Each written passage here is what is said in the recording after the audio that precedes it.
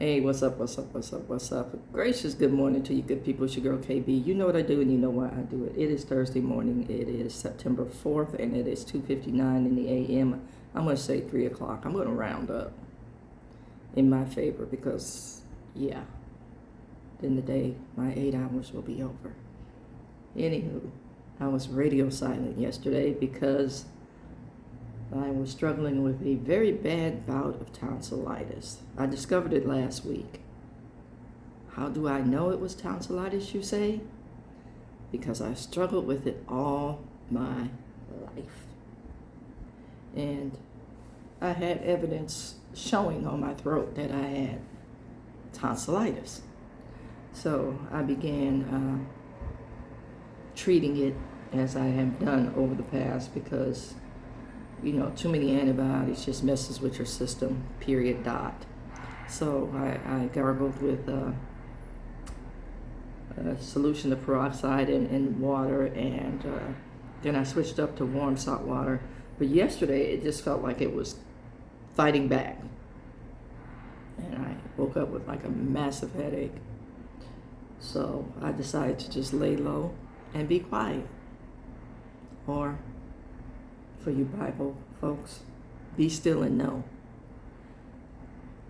And I'm up and about today. I've already started my preemptive strikes, so I'm going to have some tea in a minute and get this day started because I have paperwork, as always.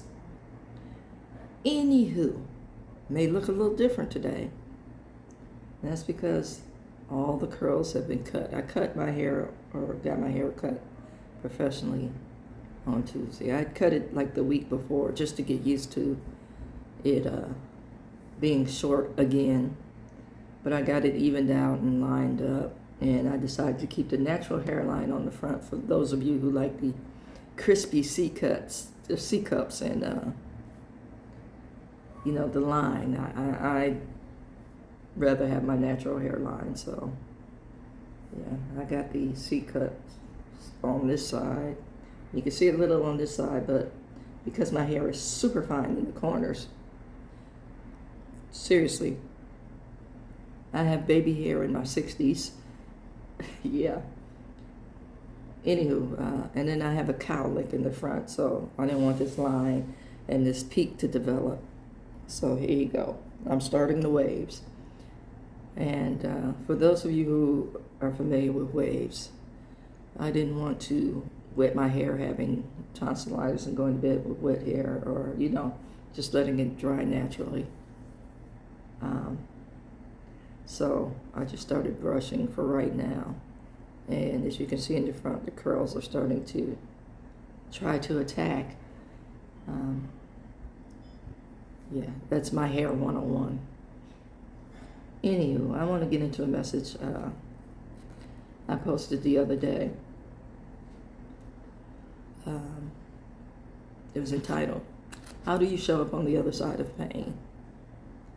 Now, this goes hand in hand with that message. How do you show up, period? That's the question I'm posing. I'll come up with a cutesy title later, but how do you show up? There are many of us who are dealing with pain as a result of somebody showing up, after the curtain, the veil of lies have been torn, so to speak, or in my case, you were so enamored, one, that you heard what you wanted to hear. Okay. Yeah, that's true. You heard what you wanted to hear. And two, the person that was telling the story was firmly entrenched in the untruth of it. So there's two sides to this. There's two sides to the machination of this. One, you have to find a gullible listener, and speak everything on their wish list. I didn't say speak it into existence, I said speak it. Because if we could speak everything into existence, we would be what we say we are. So, knowing the truth about yourself and then being able to tell it in a way that's not offensive. And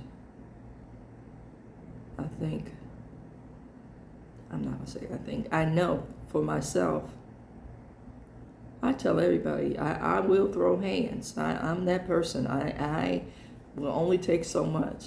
I have a strong sense of fair play. I have a strong sense of justice.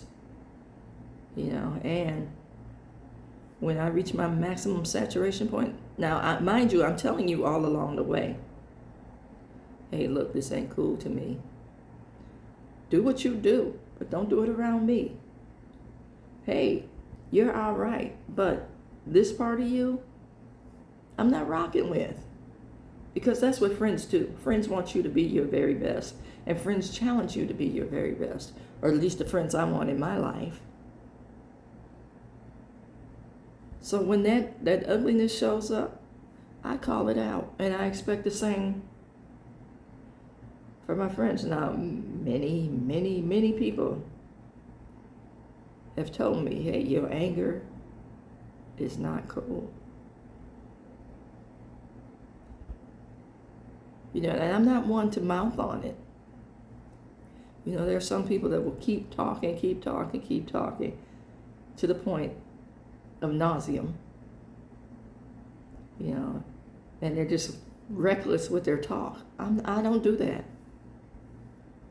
I'll tell you. I might remind you.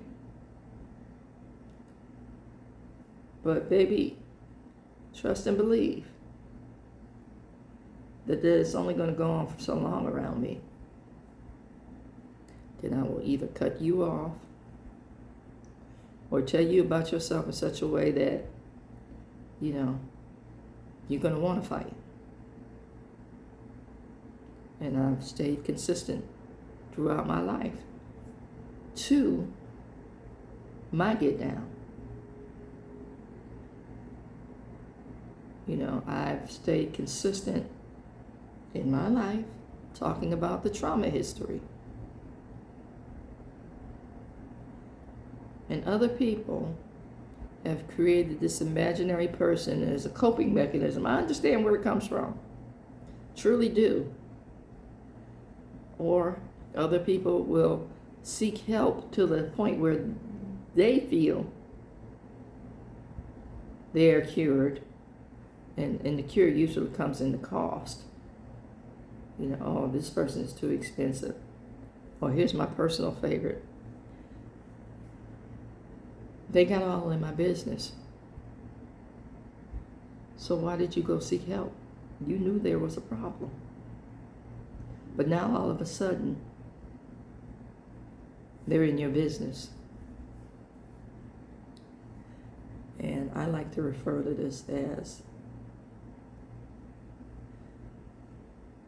gynotherapy. And some of you are going to look at me kind of side at what? This is for men and women. Men, I'm going to call it something different. Let's call it prostate therapy. Because in both exams, they get all in your business. Literally. But you're in the habit of lying. And women, this is a common trait. I don't know if everybody does it, but I know I've heard it a lot in just conversations with other women. When you go into the office and they say, they hand you that gown, get undressed from the waist down. You can keep your socks on. For what? Like I'm gonna run and I need to keep my feet warm, but I'm naked from the waist down? I digress.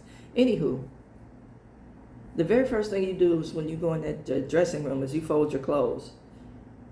But most women hide their underwear. Why? Because they're going to get all up in your business. And men, when you go get that other exam, they say relax. But you can't, because they're going to get all up in your business. The same is with therapy. That's why you don't do it, because they're going to get all up in your business. What makes you tick? Because you've been living this lie so long, you don't even know anymore. Or you never knew, so you made up this persona as a coping skill to tell everybody that you're fine. But your behavior indicates that you're not. And then you get super stubborn in defining you're fine, and you leaking all over the place, acting out. Those are usually the people that inflict the pain that other folks are trying to get over. And we've called them, or we've labeled them, narcissists, because they're so damaged that they're trying to get back to a point of, I won't say people pleasing okay. Think about that. People pleasing okay. Not I'm okay as defined by myself. I'm okay as defined by what other people are looking for. And that perpetuates the problem of the self-harm and the harming others. I know some of you don't want to hear this. You know, or some of us are just a tad bit wounded, and we seek dirty bandages to help close the wound. Yeah. See, whenever I'm laughing something off, best believe I'm thinking about it as well.